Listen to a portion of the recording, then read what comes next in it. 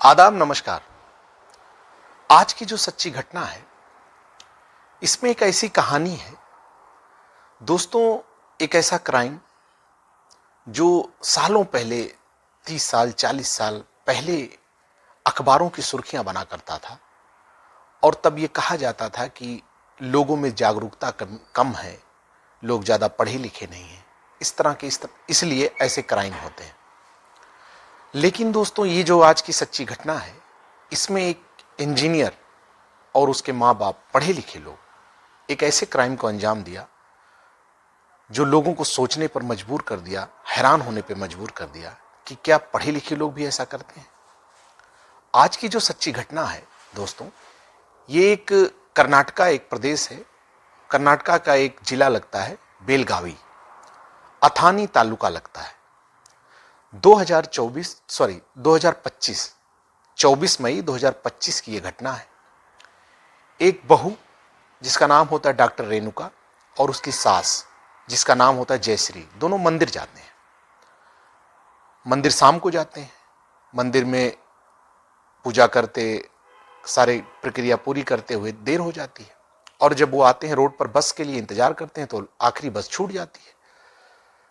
उसके बाद सास जो है जयश्री, वो अपने हस्बैंड यानी रेणुका के ससुर को फोन करती हैं जिनका नाम कामन्ना होता है। उनको फोन करती हैं कि हमारी आखिरी बस छूट गई और आप आइए और बाइक से हमको लेके चलिए। थोड़ी देर में कामन्ना वहां पहुंचते हैं और बहू रेणुका और अपनी पत्नी जयश्री को बाइक पर बिठाते हैं। 3 लोग को, जो कि 3 लोग को बाइक पे नहीं बैठना चाहिए, कानून के हिसाब से गलत है, वो बिठाते हैं। पीछे बहू बैठती है, बीच में सास बैठती है, जो कि वो बुजुर्ग थोड़ा रहती हैं तो सोचती है कि बीच में वो बैठे, मैं किनारे बैठ जाती हूँ। चलते ही रात हो जाती है, थोड़ी 7-8 बज जाते हैं। उसके बाद रास्ता बराबर नहीं रहता है, थोड़ी दूर आते हैं, बाइक का बैलेंस थोड़ा सा संतुलन बिगड़ता है और डॉक्टर रेणुका जो है वो बाइक से गिर जाती है। बाइक से गिरने के बाद उनकी साड़ी बाइक के पीछे वाले पहिए में थोड़ी फंस जाती है और इस वजह से बैलेंस बिगड़ता है बाइक का और वो गिर जाती है। जब तक गाड़ी रोकते हैं कामन्ना, थोड़ी दूर तक, क्योंकि स्पीड थी तो रोकते रोकते थोड़ा दूर जाके गाड़ी रोकते हैं। फिर दोनों लोग भागते हैं पीछे की तरफ और बहू डॉक्टर रेणुका के पास आते हैं तो उनको सर पे काफी चोटें आई रहती हैं, खून बह रहा होता है और वो बदहवास रहती हैं। उसके बाद ये चिल्लाते हैं, कोई नहीं मिलता है। फिर फोन करते हैं पुलिस को, अथानी पुलिस स्टेशन लगता है, वहां फोन करते हैं कि अपना नाम बताते हैं कि हम इस रास्ते से जा रहे थे, हमारी बहू, उसका एक्सीडेंट हो गया। थोड़ी देर बाद पुलिस पहुंचती है, पुलिस चेक करती है तो डॉक्टर रेणुका की डेथ हो चुकी होती है। बॉडी को कब्जे में लेते हैं, एम्बुलेंस बुलाई जाती है, पोस्टमार्टम के लिए भेजा जाता है और इनसे पूछताछ होती है। तो कामन्ना बताते हैं कि ये मेरी बहू है, मेरा बेटा बाहर रहता है और हम ये दोनों मंदिर आए थे मेरी पत्नी के साथ, मेरी बहू, इन लोग की बस छूट गई तो मैं आया इन लोग को पिकअप करने और हम जा रहे थे तो बहू की साड़ी बाइक में पीछे फंस गई और उस वजह से बैलेंस गया और वो गिर गई। उनको काफ़ी गंभीर चोटें आई। जब तक हम लोग भाग के पहुंचे तब तक देखा वो बदहवास थी। ये सब पूछताछ होती है, पुलिस सारी फॉर्मेलिटीज़ पूरी करती है। डॉक्टर रेणुका के मायके वाले पहुंचते हैं, वो भी पुलिस के पास जाते हैं। पहले पोस्टमार्टम हाउस जाते हैं, पोस्टमार्टम नहीं हुआ रहता, फिर वो पुलिस स्टेशन आते हैं, पुलिस से बात करते हैं। फिर वो अलग कहानी बताते हैं। वो कहते हैं कि मेरी बेटी को परेशान किया जाता था, डोमेस्टिक वायलेंस किया जाता था उसके साथ, ताने दिए जाते थे, बहुत परेशान करते थे लोग। वो ज़्यादा बताती नहीं थी लेकिन कभी कभी बात होती थी तो बहुत परेशान रहती थी। ये लोग बहुत परेशान करते थे उसको। पुलिस फिर ये सब सुनती है। फिर कामन्ना और जयश्री सास ससुर से बात करती है। फिर उन लोग से पूछती है कि आपका बेटा कहाँ है।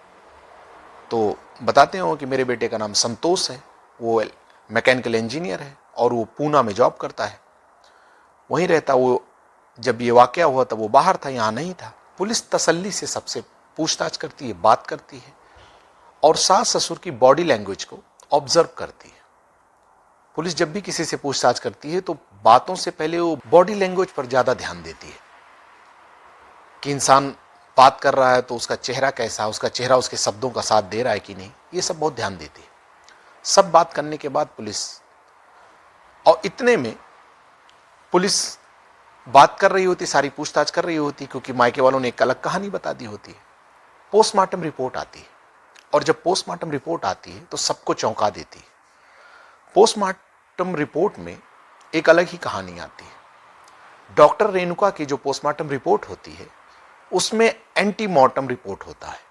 एंटीमॉर्टम का मतलब यह होता है कि वो व्यक्ति जिसकी डेथ हुई है, उसकी डेथ होने से पहले उसके शरीर पर चोट पहुंचाया गया है, या मारा पीटा गया है, या किसी तरह से उसके शरीर पर नुकसान, चोट, इंजरी, कोई भी चीज ऐसी पहुंचाई गई है, तो मरने से पहले जो चीजें रिपोर्ट होती हैं उसे एंटीमॉर्टम कहते हैं। तो उसमें एंटीमॉर्टम रिपोर्ट होता है। और जो गला है उसके स्ट्रैंगुलेशन के निशान भी आते हैं। तो ये लोग कहते हैं सास ससुर की साड़ी गले में फंस गई थी, इसलिए गला दब गया, इसलिए इसकी डेथ हुई। तो ये मानने वाली बात है, हो भी सकता है। बहुत से एक्सीडेंट में गले में साड़ी है या दुपट्टा फंस जाता है, डेथ भी हो गई बहुत लोगों के एक्सीडेंट में। लेकिन जो एंटीमॉर्टम आता है, बॉडी पे जो चोट के निशान, उस पे पुलिस का माथा खटकता है। फिर पुलिस उस जगह जाती है, सीसीटीवी कैमरे खंगालने की कोशिश करती है, लेकिन वहां आसपास कोई सीसीटीवी कैमरा नहीं होता है, कुछ भी नहीं मिलता। पुलिस वापस चली आती है। फिर रिपोर्ट के आधार पर सास ससुर यानी कामन्ना, जिनकी उम्र 65 वर्ष है, और जयश्री उनकी पत्नी, उनकी 63 वर्ष उम्र थी, और उसके हस्बैंड, जो 3 लोग सबके घेरे में आते हैं, उनके हस्बैंड को भी बुलाया जाता है, संतोष, जिसकी उम्र 38 वर्ष होती है। 3 लोग सबके घेरे में, और पुलिस 3 लोग से पूछताछ शुरू करती है, क्योंकि पोस्टमार्टम रिपोर्ट में कुछ ऐसा आया था, एंटीमॉर्टम आया था, जिससे कहीं ना कहीं इन पर शक भी पुलिस का बढ़ा था, और अरेस्ट करने का भी चांस था कि पुलिस अब इनको अरेस्ट भी करेगी, क्योंकि कुछ ना कुछ इनकी बातों से लग रहा था ये छुपा रहे हैं। अब पुलिस इनसे तसल्ली से जब बात करती है, सख्ती करती है, तब एक नई कहानी निकल के आती है। लोग सोचने पे मजबूर हो जाएंगे कि एक पढ़े लिखे लोग ऐसा क्राइम कर सकते हैं। जो कहानी इन्होंने बताई वो सुन के पुलिस के भी होश उड़े और सबके भी होश उड़े। 2020 में, तकरीबन 5 साल पहले, डॉक्टर रेणुका और संतोष, जो इनका बेटा था 38 साल, मैकेनिकल इंजीनियर, दोनों की शादी होती है। पहले रिश्ता लगता है, उसी साल संतोष मैकेनिकल इंजीनियरिंग पास करता, उसकी एक जॉब लगती है मल्टीनेशनल कंपनी में, अच्छी सैलरी। तो अपना बेटा एक ही था, शादी के लिए प्रस्ताव देते हैं। कहीं ना कहीं से किसी बिचौलिए ने रिश्ता जोड़ा। बात हुई कि एक लड़की है, डॉक्टर रेणुका नाम है, बीएमएस किया उसने और प्रैक्टिस कर रही है, अच्छी फैमिली है, पढ़ी लिखी, शादी करने लायक है। तो बातचीत बढ़ती है आगे, फिर रिश्ता तय हो जाता है। रिश्ता तय हो जाता है, शादी हो जाती है, रेणुका आ जाती है ससुराल, रहने लगती है। कुछ दिन बीतता है, करीब 6 महीना, 8 महीना, 1 साल तक सब खुश रहते हैं, सब उसका ख्याल भी रखते हैं। इसी बीच में रेणुका जाके, जहाँ पे संतोष की ड्यूटी होती है, जॉब होती है, वहाँ भी रहती है, पूना भी कुछ दिन रहती है। फिर दोनों में झगड़े शुरू होते हैं, हस्बैंड एंड वाइफ में झगड़े होने लगते हैं। फिर कुछ दिन बाद रेणुका चली आती है ससुराल, यहाँ अपने सास ससुर के पास रहने लगती है। कुछ दिन और बीतता है, 1 साल और बीत जाता है, 2 साल हो जाते हैं। अभी तक रेणुका को कोई बच्चे नहीं हुए थे, और इसी चीज का सास ससुर ताना देना शुरू करते हैं। घर में झगड़े शुरू होते हैं, लेकिन रेणुका बर्दाश्त करती है, ज्यादा झगड़े में इन्वॉल्व नहीं होती है, बर्दाश्त कर लेती है, मायके में भी ज्यादा नहीं बताती है। सोचती है कि आगे चल के किस दिन में ठीक हो जाएगा, कुछ दिन में हो सकता है बच्चे भी हो जाएंगे, उसकी दवा भी चल रही होती। लेकिन ये झगड़ा बढ़ता गया, और जो कामन्ना और जयश्री थे, संतोष के माता पिता, उनकी सोच देखिए, विकृत सोच ही कह सकते हैं इसे। वो कहते थे कि तुम बहुत बेकार हो, तुम सही नहीं हो, तुम अभी तक हमें एक बच्चा नहीं दे पाए, हमें पोता नहीं दे पाई, हमारा वंश कैसे आगे बढ़ेगा। इस तरह की सोच आज के ज़माने में भी पढ़े लिखे लोग, हैरान करने वाली बात। इस तरह से झगड़े होते थे, और होते होते झगड़े काफ़ी बढ़ते गए। कामन्ना और उसकी वाइफ जयश्री उसको बहुत टॉर्चर करते थे, बहुत परेशान रहती थी डॉक्टर रेणुका। आते आते 3-4 साल बीत गया, 2025 5 साल बीत गया। फिर 2025 में इन्होंने एक प्लान बनाया कि क्यों ना रेणुका को रास्ते से हटाया जाए और अपने बेटे की दूसरी शादी करवा दी जाए, ताकि हमारा वंश आगे बढ़े, एक बच्चा तो मिले। और इसके बच्चे नहीं होंगे, 5 साल बीत गए। ये फैसला कर रहे हैं, बच्चा देना ना देना है तो ऊपर वाले के हाथ में, लेकिन पढ़े लिखे होने के बावजूद भी ये लोग ऐसा कर रहे थे। ये लोग ये सब प्लानिंग करते हैं, और आते आते 24 मई 2025 का दिन तय किया जाता है, जयश्री मंदिर के लिए निकल रही होती हैं और बहू को ऑफर करती हैं कि तुम भी चलो मंदिर, हम मन्नत मांगे हैं पोते के लिए और तुम भी पूजा कर लेना। वो भी खुशी खुशी निकल देती है, उसको कुछ एहसास नहीं होता कि कोई साजिश है। और जाते हैं लोग मंदिर। मंदिर जाते हैं, आखिरी बस का जो टाइमिंग होती है, जयश्री जानबूझ के लेट करती है ताकि आखिरी बस छूट जाए, और वही होता, आखिरी बस छूट जाती है। सब प्री प्लान रहता है। अपने हस्बैंड को फोन करती है कि हम बस छूट गई, आप आइए, हम लोग को लेके जाइए। कामन्ना बाइक से आता है और दोनों को गाड़ी पे बिठाता है। बीच में जयश्री बैठती है, पीछे रेणुका बैठती है।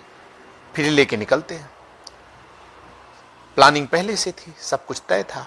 रास्ते में आते हैं तो कामन्ना थोड़ी बाइक की स्पीड बढ़ाता है और जयश्री अपनी पत्नी को कोहनी से इशारा करता है, और जैसे वो इशारा करता है, जयश्री रेणुका जो कि आराम से बैठी हुई होती है उसको धक्का देती है और अचानक रेणुका गिर जाती है।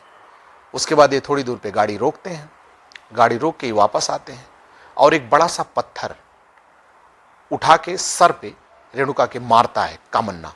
और यही चीज पोस्टमार्टम पे भी रिपोर्ट हुई थी, भारी किसी चीज से चोट पहुंचाएगी। मारता है और फिर मारने के बाद उसका सर रोड पे 1-2 बार पटकता है, वो एकदम बदहवास हो जाती है, ऐसा लगता है कि मर गई। उसके बाद उसकी साड़ी को उसके गले में बांध के कस के खींचते हैं दोनों लोग, मियाँ बीवी।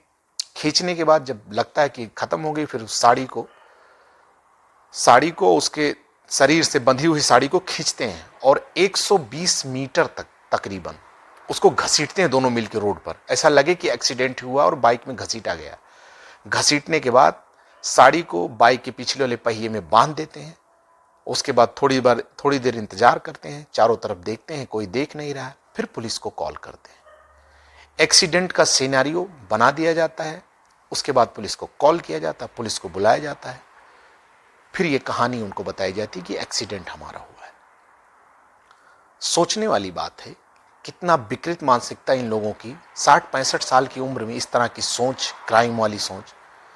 एक बहू थी इनकी, 5 साल से इनके साथ रह रही। आज के दौर में कहा जाता है पढ़े लिखे लोग हैं, और ये एक इंजीनियर की फैमिली थी, पढ़े लिखे लोग, लेकिन सोच कितनी विकृत थी। बच्चे के लिए एक महिला को कत्ल किया इन्होंने।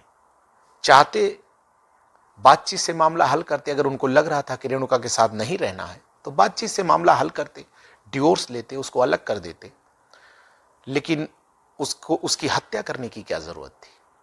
लेकिन वही कहा जाता है, लालच, गंदी सोच जिसके दिमाग में बैठ जाती है तो वो क्राइम का रास्ता ही चुनता है।